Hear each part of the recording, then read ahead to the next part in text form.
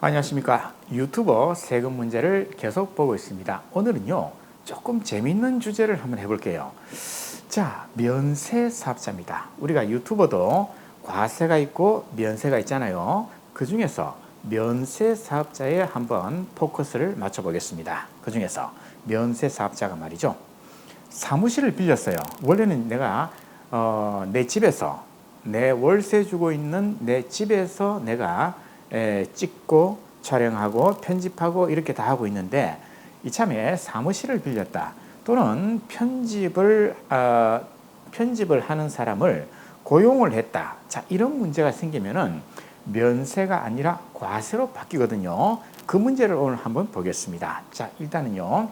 우리 개인 사업자는 과세와 면세를 구분하죠. 우리 유튜버 여러분들도 과세 또는 면세 두 개 중에 하나의 사업자 등록증을 가지고 있을 겁니다. 잠깐만요. 아직까지도 내가 구글로부터 돈을 받고 있는데 광고 수입이 들어오고 있는데 사업자 등록증이 없다. 그러면 안 된다 그랬죠. 국가에서는 유튜버들도 사업자 등록증을 내라고 두 가지 코드를 갖다가 새롭게 몇 년 전에 만들었습니다. 따라서 유튜버도 이제 사업자 등록증을 해야 된다는 거. 자, 면세 사업자의 포커스를 한번 맞춰 보겠습니다. 자, 인적 시설, 물적 시설이라는 말이 등장하는데요. 우리가 물적 시설은 사무실을 뜻합니다. 인적 시설은요, 뭐 촬영 감독 또는 편집자 이런 사람들을 내가 고용을 하는 걸 말합니다.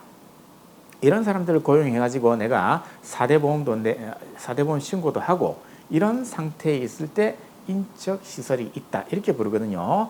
그런데 면세 사업자는요, 이 두 개가 전부 다 없는 사람입니다. 즉 내 집에서 나 혼자서 유튜버 만들고 나 혼자서 모든 걸 다 하고 있다. 이 사람이 바로 면세 사업자입니다. 물적 시설, 인적 시설이 없는 사람인데요. 만약에 물적 시설 또는 인적 시설이 있다. 그러면 이 사람은요, 사업자 등록증을 낼 때부터 과세 사업자로서 921505 이 코드로 사업자 등록증을 내야 되고요. 그렇지 않고 나는 아무것도 없다. 그러면은 940306 1인 미디어 콘텐츠 창작자 이렇게 면세로 사업자 등록증을 내야 됩니다. 그런데 이렇게 면세 사업자가 사무실을 빌렸네, 사람을 고용했네 이렇게 되면요, 그 즉시로 과세 사업자로 바뀝니다. 이렇게 바뀐다는 거죠. 따라서 세무서 가가지고 지금 내가 면세 사업자 이 사업자 등록증은 반납을 하고요, 과세 사업자 등록증을 새로 만들어야 됩니다. 이런 과정을 거쳐야 되는데 만약에 그렇지 않고 그냥 면세로 그대로 간다 이랬을 때는 두 가지 문제가 생길 수가 있습니다. 하나는요, 부가가치세, 하나는 소득세 두 가지 생길 수가 있습니다. 우리 구글로부터 광고 수입 많이 들어오죠? 슈퍼챗도 들어오죠? 멤버십 이런 제도 전부 다 이건요, 우리가 부가가치세에서는 영세율이라고 부르고 있죠. 따라서 10% 내는 게 없습니다. 따라서 이런 수입들은 부가가치세에 아무런 문제 없습니다. 문제는요, PPL입니다. 삼성전자로부터 태블릿을 좀 홍보해달라 이런 요청을 받고 1,100만 원을 받고 내가 영상을 찍어가지고 내가 홍보를 했습니다. 1,100만 원 받았어요. 그런데 내가 이번에 사무실을 빌렸습니다. 그럼 어떻게 됩니까? 면세에서 과세로 바뀌죠. 과세 사업자는 그렇죠, 부가가치세 신고를 해야 되잖아요. 따라서 요 10%에 해당하는 1,000만 원에 10% 100만 원, 요 100만 원을 갖다가 부가가치세 신고를 하면서 납부를 해야 됩니다. 따라서 내가 면세 사업자로 가만히 있다가 나중에 적발이 되면요, 이건 추징을 당할 수가 있다. 이런 문제가 발생할 수 있습니다. 또 하나는요, 소득세를 한번 볼게요. 소득세. 면세 사업자가 사무실을 빌렸습니다. 그럼 여기에 월세를 내겠죠? 그럼 월세는 임차료, 비용이죠. 그런데 면세 사업자는요, 원래 이게 없습니다. 원래 물적 시설 자체가 없는데 월세를 주고 있다. 이 말은 성립이 안 되잖아요.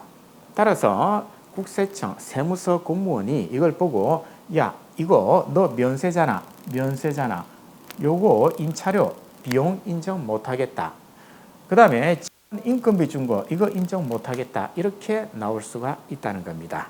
언제? 5월달 소득세 신고할 때.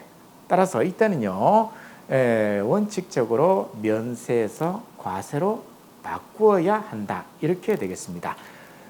그러나 실무에서는 말이죠. 예를 들어 가지고 내가 면세 사업자인데 사무실을 빌렸어요. 그리고 한 달에 100만 원씩 1년에 1,200만 원 월세를 줬습니다. 그럼 이 1,200만 원을 5월 달에 소득세 신고할 때 임차료 이렇게 적지 않고 그냥 소모품비 이런 데다가 그냥 집어넣어 버리면요. 국세청에서 알기가 대단히 어렵습니다. 대단히 어려워요. 인건비도 마찬가지고 알기 어렵습니다. 언제 적발이 될 수 있는가 하면요. 역시 세무조사 받을 때 매출이 굉장히 커가지고 세무조사를 한번 받게 될 때 그때 이제 국세청에서 야, 너 면세 아니네. 너 과세네. 그러면 너 지금까지 부가가치세 신고도 하나도 안 했네. 그러면 5년치를 갖다가 다 한꺼번에 추징을 할 수가 있겠죠. 이게 바로 이런 경우에 이제 적발이 되는 거고 일반적인 그런 경우에서는 적발되기는 현실적으로 어렵습니다.